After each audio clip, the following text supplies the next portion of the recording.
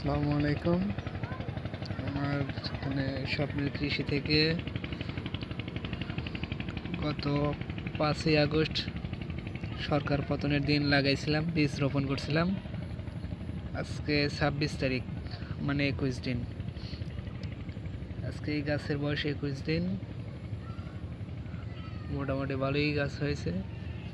এখন এই গাছগুলো এক এক জায়গায় বিভিন্ন জায়গায় ছড়াই দেব।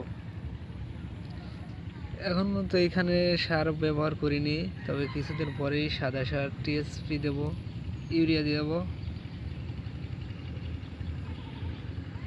তো এটা হাজারি লাউ, আগাম হাজারি। প্রতিটি বস্তায় 3টে করে গাছ আছে। এখানে 4টে ছিল, তো এখান থেকে একটা সরাই দিছি।